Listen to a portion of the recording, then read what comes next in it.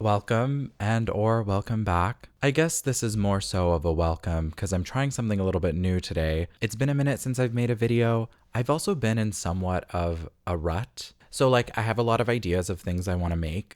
I just am finding right now I either get really easily distracted, so I can't sit down and work on a project because I keep getting up to do other things, and then I just keep procrastinating them. I'm trying to not use the word lazy, but now I think I am hitting the point where I need to give myself a little bit more of a slap on the wrist and start working a little bit harder. There was also a week and a half ish, where I just wasn't feeling well. I was extremely fatigued and I was experiencing some sort of nerve muscle pain in my face. So it was kind of challenging to do anything that was out of bed because my face hurt. And those muscles are pretty much active all the time you're doing anything. I wrote it down in my journal yesterday to really solidify the concept, but I think my intention, in hopes of having a bit more regular content that I like doing but also feels true to myself, is to start a podcast. And in this podcast, I'm going to teach you how to make a lot of money, and you're going to learn so much about sleeping with women and dating them. We're going to talk a lot about high value women and what that looks like to be high value yourself. And I I have to tap out. I think it'd be nice to do a monthly check-in to share what's going on with me, what I'm working on, what I'm playing, what I'm watching, what I'm listening to. Not only will it help me create a little bit more consistently, but it'll also be nice to share my thoughts about games kind of when I'm playing them outside of a streaming context. I don't know if you guys have noticed, but I haven't streamed in about 3.5 weeks. Sorry to all the girlies who were liking the Tales of Vesperia streams. I think I'm gonna hang that up for a while. I'm feeling very fatigued on video games, and we'll get into why in a minute. I think Tales of Vesperia is something that I'll continue to play on my own. I really enjoyed doing Three Houses. I was shocked at how much fun I was having, especially engaging with the audience and playing an old favorite of mine again. That was really enjoyable. I have a feeling this is not an announcement, more of a tease, because I love to say I'm going to do something and then not do it. I started replaying Fire Emblem Engage, and I was trying it on hard mode, and it was a lot for me. It was really brutal. It was not like Three Houses. Three Houses was a little bit challenging, and then the rest of the game was totally fine. Engage, it was I was getting frustrated. I do want to replay that. I kind of wanted to do an Engage 1 year later type of video.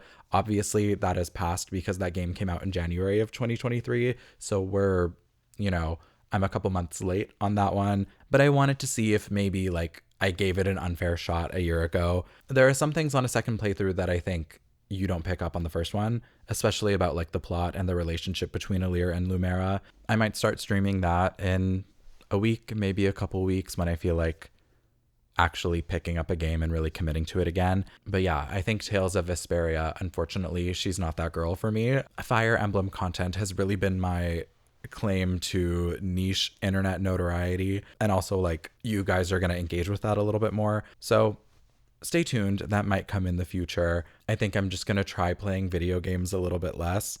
I've been playing so much. The main reason why I've been experiencing a little bit of fatigue is because I played Persona 3 Reload and Final Fantasy 7 Rebirth back to back. I knew going into Persona 3 that it was going to be an 80 to 90 hour experience. I knew that. Stay tuned for the video on both of these games because I'm done both of them now. This is non-spoiler territory, so you don't have to click off if you're worried about being spoiled for either of those games. For me, I've been anticipating both of these games for a long time because I'm a big fan of Persona in general. I'm not the biggest Final Fantasy girly, if you can tell from the videos that I've made about Final Fantasy, but I really loved part 1 of the remake trilogy that they're doing right now for Final Fantasy 7. That's one of my games of all time. I really liked it. So I was curious as to how they were going to handle Rebirth. I was not expecting it to be 75 hours. That's what I clocked in at. For Persona 3, I think I was at around 86, 87. But yeah, Rebirth was really long. It was way longer than I was expecting. I've been doing a lot of comparative literature in my brain for both of these games, especially because they're both remake projects of older fan favorite games. I've been thinking a lot about the difference between what it is to remake a game versus what it is to like reboot a movie. And I think people are more amenable to a video game reboot or remake, so to speak, because video games and technology have such a positive correlation. I've talked a lot of shit about Persona 3. I think that game, story-wise, excellent. And mechanically, great bones. Excellent bones, beautiful bones. But mechanically, I think that game is awful. It's such a slog. The pace is so slow. And the combat is boring. So I'm glad that, I'm glad that Sega acquired Atlas and told them to be smarter and actually make this game, because Atlas didn't want to do it. They didn't want to make it. They didn't believe in the project. They didn't think a Persona 3 remake would make money. And then I think Sega was the one who put out the feelers and surveyed a bunch of people, and they were like, people really want this. You guys, I think you should make it. I think Reload is a really excellent example of a remake because it's so true to the original story. They add more, and the quality of life is so much better in that game. Playing it was so fun. Obviously, I wouldn't have spent 80 to 90 hours in that game if I didn't like it. I say obviously, but I spent 75 hours in Rebirth, and it wasn't my favorite. I hate to say it, I really do. I have very bitter feelings about that game, so I'm taking some time. I wanted to write that video right away. The Persona 3 Reload video is written, and it will be coming to your screens soon. I think it's going to be a long one, about an hour. But Final Fantasy VII Rebirth, at a certain point, I was just miserable. I was so upset. I was so unhappy. But I was really enjoying Persona. I think that they've done a really good job of modernizing the game. Again, I don't think Atlas wanted to make it. I'm not confident that this was a labor of love, especially because they're not including the femc. They're not including the girl protagonist at all. They have no plans for it. If you poke around online and on YouTube, there's a lot of very cool mod work being done to add the femc into the game as a patch option. Yeah, I don't know how you would get that mod. I'm too afraid to mod my consoles. I'm concerned that it'll ruin them. And it's currently not in the budget to pay for a replacement. But yeah, after episode Aegis, Persona 3, it's over. But at least like the game itself is really good. I have some grace for the fact that a lot of effort clearly went into the game, and at least the final product is polished. On the one hand, I understand that it would require more resources. It would necessitate a lot of new script and event options, new voice lines of dialogue, because almost the whole game is voiced. I understand a lot of the barriers to making it happen, but then I thought about Assassin's Creed Odyssey, which is also like a 70 to 80 hour experience because it's open world, so it depends on how you're playing, but you also have the option to choose the gender of the protagonist, and that game is also fully voiced. So it's not like it can't be done, but I understand to a degree that this was not a game that they were planning on making. So maybe they were like, we'll just redo the main plot and then we'll add the Aegis stuff as DLC, because apparently that's been really profitable for Sega to do little DLC episodes, except it's so expensive. I normally don't love complaining about the price of games because I think people deserve to get paid for their work, and the gaming industry is also like really bad for compensating people appropriately. The technology is amazing and some of the works being put out are incredible. For me, that's 80 to 90 bucks of value easily for a lot of games. I wish it was just in more of the artists' pockets and that they weren't forced to work a ridiculous amount in order to maintain their jobs. There's a lot of problematic video game industry stuff, unfortunately. So I don't like to complain about the price of base game, but DLC, for me, that's where I get irked. Like, it's very annoying to me that the Aegis DLC is like $50. Like, that feels expensive, even though it's probably going to be another 30 hours of content. Although they did say in an interview that it might run a little bit shorter, again, because the quality of life of Persona 3 has improved from the original to the remake. I think Reload was handled really well, so hopefully the DLC is good. I've never played The Answer, so I don't really know what happens, but I know that it's a more combat-focused experience.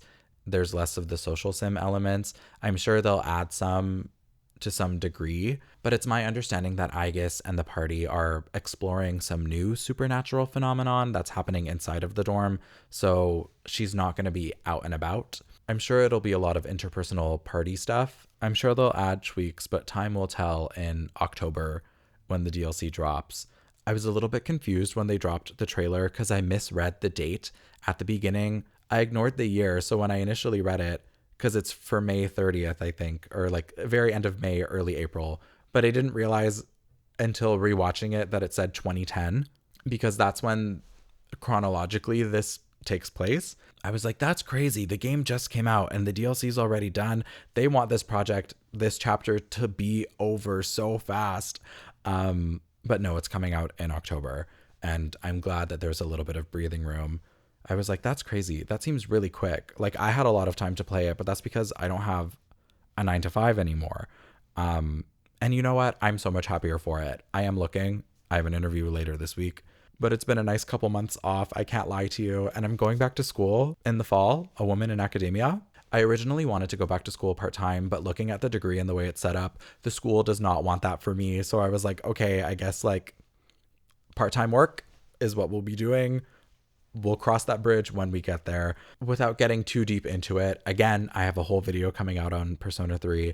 Stay tuned for that. In the meantime, you can watch my Persona 3 portable video where my hair looks absolutely fried. I rewatched it just to see what I said, because I know I made some predictions and asked for some things, and I wanted to address those things in this video. I hate to say it, I really do. There are so many times when I do my hair and I feel like it looks kind of okay.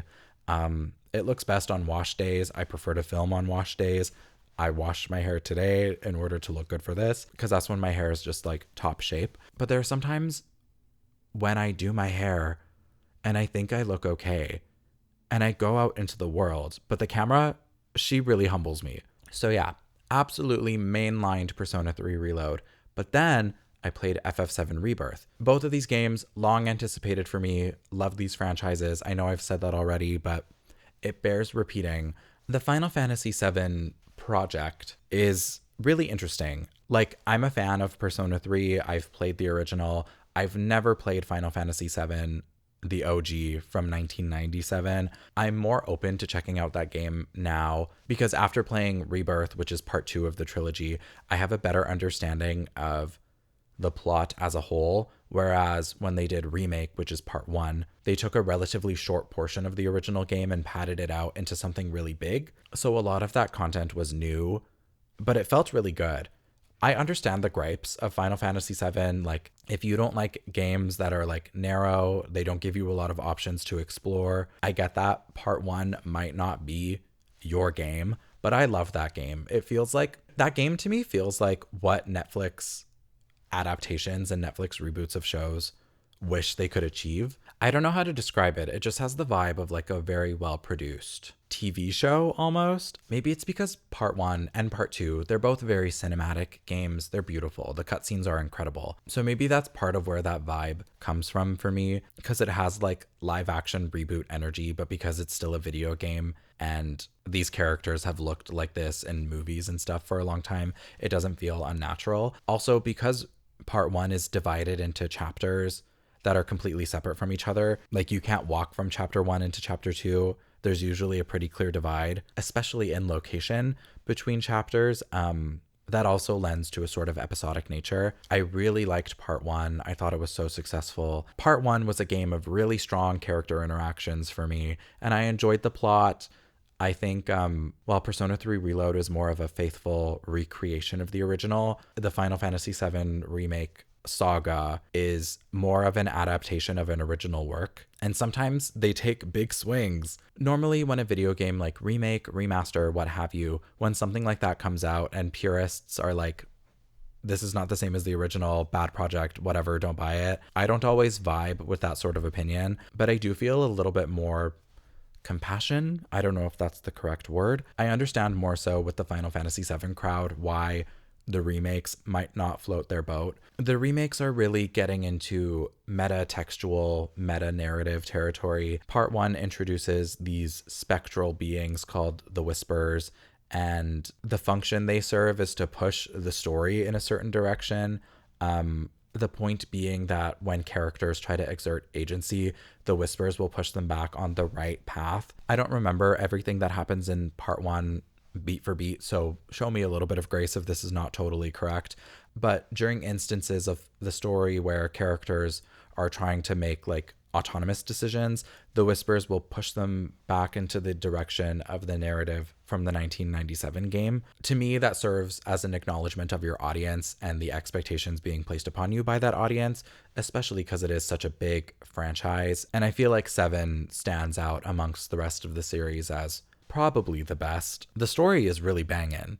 I don't vibe with a lot of Final Fantasy games, but 7, I have to give it to them. It's really cool.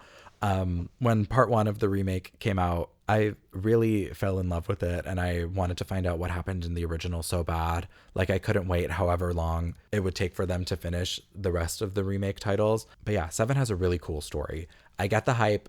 Normally I like to be a little bit contrarian sometimes, but with 7, I understand why people really, really like it. The story's great. The story is really good. But part 1 of the remake ends with almost a defeat of the Whispers, which ends up not really mattering because they're present and matter a lot in Rebirth too, which is part 2 of the remake project.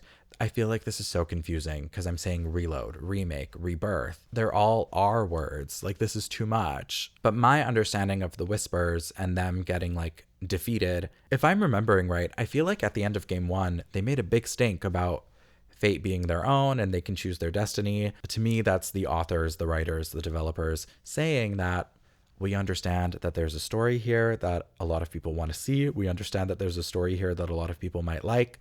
However, we're telling you now that we don't have full intention of telling that story as is. That was my reading of what happened. I feel like I saw a lot of other blog posts, articles that felt similarly, that part 2 and part 3 could really go in a multitude of directions. They're declaring not necessarily that they're going to do that, but that they have the freedom to do that. So yeah, for me as someone who has no emotional attachment to the original, honestly, Final Fantasy VII, that's Mario Party 2 in my brain. That's an N64 Mario Party title, and I have a hard time separating that. But after playing Rebirth, I'm kind of interested in knowing the story for real without getting into spoiler territory. And again, I want to make a full video on Rebirth talking about a lot of the plot points, characters, etc. Rebirth surprisingly does subtext really well.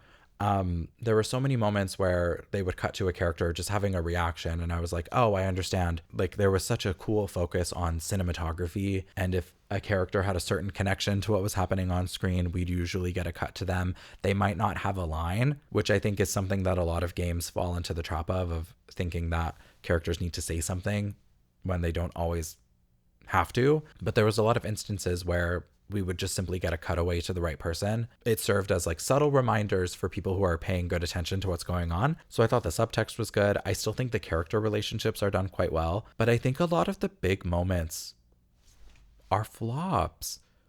I don't know if they're handled very well. Everyone who's a part of our cast when the game starts has a homecoming to a degree. Homecoming is also a word that comes up a lot in the game in a stupid way. I'll get to that when I make the full video. We don't have time for that today. But yeah, everyone at the beginning of the game goes home, basically, and they have to confront their past. Yuffie and Kate Sith are the new party members added to this game. Red 13 is also added as playable specifically, but he's at least introduced during the first part. Obviously, we don't go to Wutai. I think they're saving that for game 3. I actually don't know if you go to Wutai in the original, but if they're going to do it, it's going to be during game 3 for sure. But yeah, each of the characters goes home. Like Barrett has to confront his past in Corel. Red 13 is from Cosmo Canyon.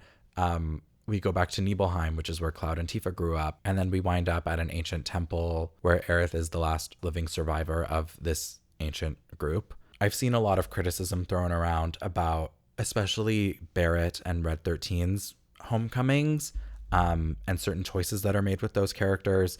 And honestly, I have to agree, the purists, they might be onto something, because I think those scenes weren't handled very well. And I think they should have packed a much more emotional punch. Like even the moment at the end where you finally get some sort of resolution between Aerith and Sephiroth, even that, I was so excited for that portion of the game because I was really interested to see what choice they were going to make. If I was in the director's chair, I would not have storyboarded the scene like that, where they fake out what's going on and you don't know what happens to the character. It totally deflated the moment for me, the way they chose to stage it. So I thought they handled big moments poorly. Also, I am an open world hater. I think like once you've done one open world game, you've done them all. For me, that was Assassin's Creed Odyssey. I know it's funny that I've mentioned that game twice now because it's probably not that good, but I think like an ancient Greek setting speaks to me. I've talked about that before on my channel in the past. But once you've played one game that's like huge, sprawling areas with a bunch of checklist things to do, you've done them all. I appreciate that FF7 Rebirth added a bunch of mini games, so it felt like at least I was doing something different and it could really satisfy my ADHD brain, because picking a mushroom is very different from Mario Kart-esque chocobo racing. There is a lot of stuff to do, but I found my patience was wearing very thin. There's not a difficulty spike specifically, but I found some things to be way, way, way more challenging than other things in Rebirth. And I don't remember having any particular issues in part 1 with difficulty. I even played the first couple chapters on hard mode, and I was able to do it. It was challenging. I'm not the best at games, but I'm not bad. And I loved the combat in part 1, and I just don't know what changed. Some people are saying that the enemy AI is a little bit more aggressive in part 2, so maybe that's the case. I just found that my units were like really squishy. It felt like there wasn't much that I could do to remedy that necessarily. Blocking is your friend. Dodging doesn't do much for you at all. It's better to take a reduced damage. You're probably going to get hit anyways for full damage when it's a big AoE attack from a boss. So yeah, I just found that there was a certain whiplash in difficulty, especially from the side content. A lot of the fights for me weren't that hard from the main line, or even like the rare monster fights that you have to do. I thought those were supposed to be the challenging fights of the game. I never would have expected that the Colosseum battles would ruin my life. I spent like an hour doing one of the Aerith ones. She has to fight a couple of fireballs, and that fight, like I was like, I don't know how to do this. I turned the game down to easy because I was like, at that point, 65 hours in at least, like I was almost at the end of the game, and I was ready to go. And then of course they add a really, really hard quest to beat right before the last chapter going into the final boss. And at that point I was like, I've literally had enough of this game. My opinion of it has soured so fast, which is why I'm waiting to make a video about it, because I want to let the bad feelings cook and see if they stay there. And I think if it was hard the whole time, I would have an easier time acknowledging whether the game was unfair or it was my fault.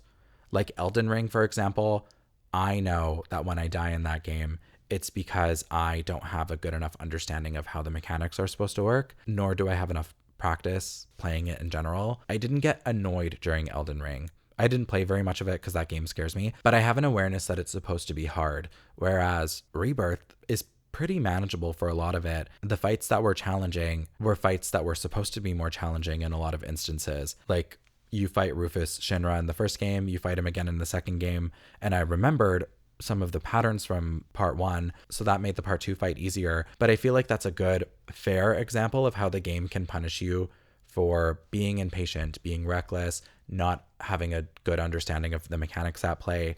I think the Rufus Shinra fight does that. I think the Roche fight does that, even though that fight did make me really angry. But I think it's because it comes right after the Kate Sith section, and that, like, I was ready to rip my hair out. I thought it was I couldn't believe where I was and what I was doing with my life. It was like needlessly challenging. They really pit you against enemies that are specifically really bad for him. And that was just a lot for me to handle emotionally, mentally, physically, financially. So maybe that's why I was annoyed at the Roche fight, because the Kate Sith stuff is kind of when I was ready for this game to be over. But yeah, the Roche fight is another example similar to the Rufus fight, where it's just like you're facing off against a person. And I think the challenge doesn't come from the fact that this human that you're facing off against has overwhelming abilities. They just can check you better than the big bosses can. So those ones I felt differently about. Or in the final dungeon, which again, final dungeon, too long. I've said this before and I'll say it again. We need to abolish long final dungeons that are just long to be long. It was so annoying. And every time I was like, I wish this was a little bit faster. The game was like, we're going to summon a couple of monsters for you to fight in this space, and I got so annoyed at a certain point. There's a dragon fight in the last temple that I lost the first time, but again, I was able to understand that it was my fault because I figured out the patterns, and then I brought Yuffie instead of Tifa to that fight, and that fixed a lot of my issues. Cloud, Barrett, and Yuffie were really my go-to gals. That team together, they were cleaning up. They were doing everything I needed them to do. So there were some bosses where, like, narratively, I understood that they were supposed to be hard. They felt appropriately challenging, but not necessarily unfair. I think the game relies a little too heavily on you have to make sure you get the big attack off right now. Otherwise, the boss is going to insta-kill you. That happens a little bit too much for my liking. Or there's a lot of instances where, for scripted reasons, the boss will stop taking damage. And the amount of times that happened to me right as I was using a limit break was just, I was furious. But yeah, my opinion on this game like really turned at a certain point where I was like, maybe the people making this game don't just resent the original player base. Maybe they hate all of us and they want us all to suffer. That's where I was at a certain point, because I was like, it doesn't need to be this hard. The rest of the game isn't this hard. Why are the mini games this hard? Or some of them are really unintuitive, or you would think that one mini game that's like a racing kind of setup would play like another mini game that kind of allows you to race. But you're actually stupid for thinking that. You're a huge idiot. And why wouldn't they be completely different from each other when they could be the same, when they could literally be exactly the same? There was also little quality of life things that I found really annoying. You get different rideable chocobos in each open world area that can all do different things to expand what exploration looks like. But the Cosmo Canyon one can glide almost, but the controls for it are really bad, and you can't adjust the camera for whatever godforsaken reason. You can't do that. So sometimes you're like, oh, I want to see what's over there, but babe, you're actually doing a nosedive because both the joysticks, for no reason, control the bird, and they don't need to do that. They simply do not. And then they introduce a way better chocobo in the next region that basically has flight and feels so much better to use. That was crazy. Also, adaptive triggers. I hate adaptive triggers. If you're not someone with a PS5, I don't know if the current generation Xbox controllers also have the adaptive trigger function. Here, I'll grab my controller. I meant for most of this experience to be audio because I'm just sitting here talking. There's not going to be any pictures, but we'll do a visual example just for fun. This is my little show and tell of a PS5 controller. On the back here, I'm assuming we're all familiar with video game controllers to some extent. You have your triggers. Adaptive triggers give you a certain amount of resistance on the controller, and I think that is awful. Like, I hate it so much. Have I ever checked if you can turn it off for a variety of games? Absolutely not. But is there a mini game in Rebirth that relies on adaptive triggers? Absolutely, babes. The sit-up mini game, if you're having a hard time figuring it out, I hate to tell you this, but you're gonna have a bad time. The resistance also changes during the sit-up mini game. Like, it's very specific. So technologically, that is very cool in a theory perspective, but like, if you're playing for a long session and the controller's literally fighting with you, I was getting strain in my hands because there's a lot of instances where the resistance isn't totally necessary, but they wanted to throw it in there anyways. The developers were out to ruin my life with that decision. Stay tuned for full videos on both Persona 3 Reload and Final Fantasy 7 Rebirth. As you can tell, I have much to say about both of those games, but I finished Persona 3 Reload being like, I love a lot of what this game does. I have my gripes. A lot of my gripes about it are the same as my gripes from the original, because it is quite faithful in terms of an adaptation. Some things they do improve though, in my opinion, but Rebirth, I'm letting it sit with me for a little bit to see if like I cool off after a while. To put it in perspective, I feel like I'm being very normal about it, but there was a point in the game where like I thought about throwing my controller at the TV, which is insane because that's not like plan A, B, C, or D in my brain. Like, that's really far down the list. That's not where I go to. That's not a place where my brain lives. But I had a moment like that, and I really had to check myself and be like, wow, my apartment, not a safe space. Maybe it's time to take a break, babes. Go touch grass. I don't know. I think my best explanation is that, like, because a lot of the game is really easy, and I like checking off things, it's really easy to get that like serotonin little dopamine rush from being like, I checked it off, I did the thing. And then once the game gets like weirdly, really, really hard, I found myself like really tense the whole time because I was like, oh my God, is it going to be challenging? Because I really wanted to beat the game on normal. And easy mode in Rebirth is like, the enemy can't kill you. When they said easy, they meant it. Stream Easy by LE SSERAFIM, but the drum and bass version, because I think that one is actually better than the original song. Oh my gosh, I can't remember what the song is called. The drum and bass version sounds like the intro song to Unforgiven, and both of those sound like Final Fantasy songs. So that's how it all ties together. Anyways, I think I just found myself really frustrated by the parts of the game that felt unnecessarily hard. I'm looking at you, Coliseum Battle, where it's just your party against 8 to 10 Tonberries. The girls who get it. They're a cute enemy, but the whole idea is that they're adorable, but they could insta-kill you because they have a little chef's knife. They're really fun. I could crochet myself a Tonberry plush. That's how it all ties together. I was going to name this episode I Quit Streaming to Do Crochet, and I didn't know how to incorporate it, but that's how I could incorporate it. I learned how to crochet. We don't need to look at this actually because it's really ugly, and I think I'm going to take this project apart because I was originally going to make this into like a vest or something, but I really don't like the thread. I need to figure out what to do with that. Also, it's acrylic and I hate acrylic, but unfortunately cotton and wool yarn are really expensive and I'm just learning. So I don't want to like spend good money on good yarn, but I think that's going to be what I have to do because I'm very dissatisfied with the performance of the acrylic.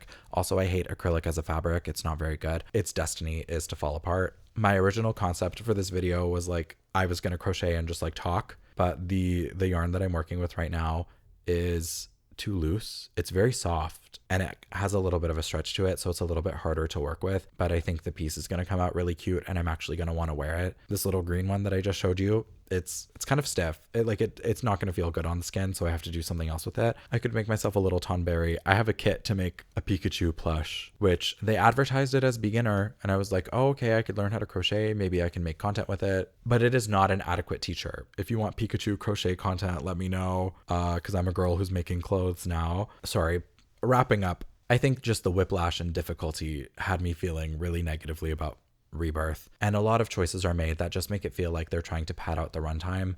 Like certain side quests, I feel like you go out, you do one thing, and it could be done once you do that first thing, but they want to make it like a rule of 3 for almost everything. It just keeps going and going, and I'm like, I don't even care that much about what was going on here initially. Like, please let it be over. I don't know. I guess it's my fault for having certain expectations of the game.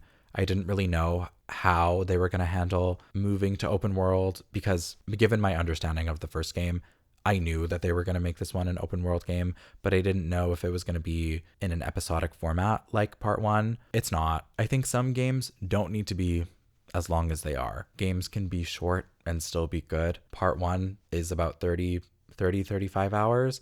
If I'm remembering right. And I thought that was great. I had a lovely time. Even an open world game, I think if Rebirth hit like the 50-hour mark, including like all the side quests, all the mini games, and if they adjusted it to make it so that even on normal, you could actually like reasonably do a lot of the mini games, I'd probably like it a little bit better. At the time of recording this, I think like less than 1% of everyone who's played Rebirth has actually finished all the side quests, whereas a much larger chunk of players have actually finished the main story content. So that made me feel a little bit better, as though I was not the only person who was struggling to kind of get it all done, which is a shame because I really wanted to. Maybe that's what hurts deep down. I wanted it so bad and I wanted to love this game, and I'm just a little scorned. Anyways, that's all for today, episode 1 of the SylphieCast. It makes me a little bit uncomfortable saying my screen name out loud because I've used it for so long, but it's not a word that I necessarily use. But anyways, yeah, let me know if you like this style of video. That's an unprepared, casual chat. Most of my content in general is listenable, talking head content, but let me know if you like this style of more of a candid chat, unstructured. I just had so many competing thoughts about these 2 video game projects that I wanted to talk about. It was kind of nice to do something where I'm not really prepared. Like I don't have anything, nothing was written. Let me know if this was your vibe. If you didn't, I'm sure my unlisted videos will be glad to make another friend. Thank you for watching if you watched. Thank you for listening if you listened. Like, subscribe, tell your friends. Tell your mom. Does your mom play video games? Oh my gosh, do you guys watch that one? She's an older woman. She plays video games.